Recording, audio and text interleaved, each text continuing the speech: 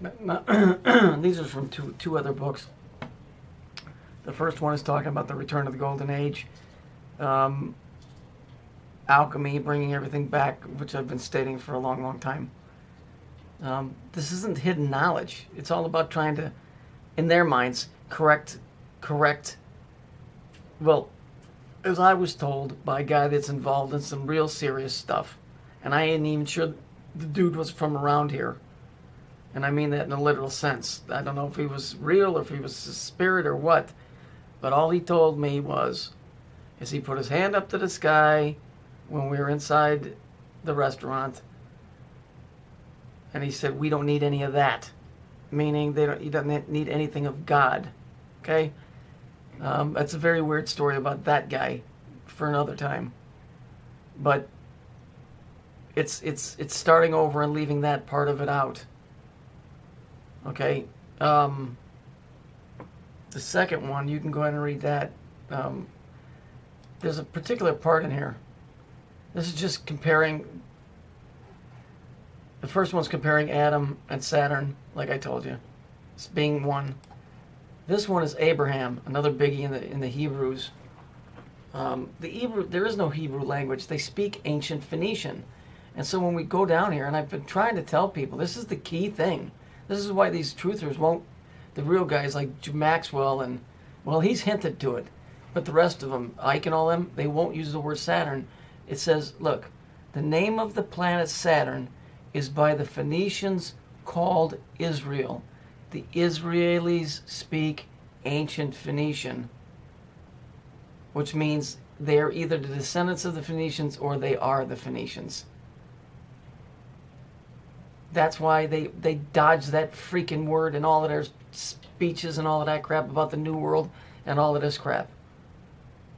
The name of the planet Saturn is by the Phoenicians called Israel. Israel is Saturn. Okay? It's also Yahoo. The Phoenician, Philo wrote, he called it Yahoo, just like the browser. Later, that got changed to Yahweh. All of this stuff's connected. All you got to do is just trace the dots. It's not as big as mystery as it appears to be. This is why I tell you, all of these guys are equating this to this Saturn thing.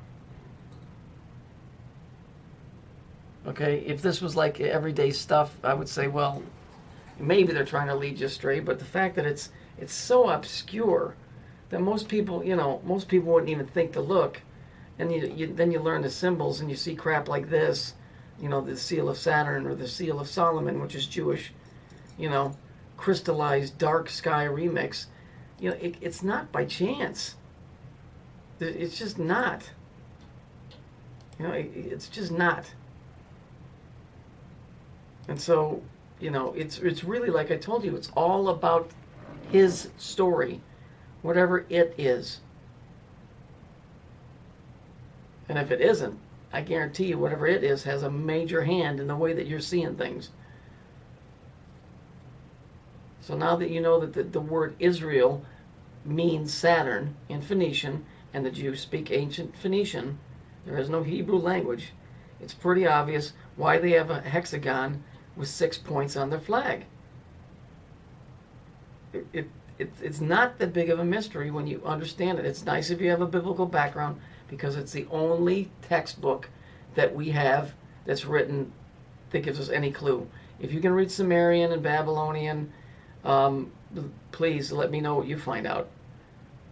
But, this is really all we've got. So, the symbols bear out the story more than the written does. Because the symbols don't lie. They're reoccurring over and over and over again. Stories can change. Things can be interpreted. When you see the same symbol over and over again, yeah, you can only stretch that so far before you got to say, yeah, it means the same thing. So these are just bits and pieces I'm giving you to look at, to compare. The main thing on this one is Saturn is Israel. And they know that. And that's what all of this is about. This is what all of this crap is about. About them being the chosen. Right then. Oh Okey doke. You keep telling yourself whatever makes yourself feel better.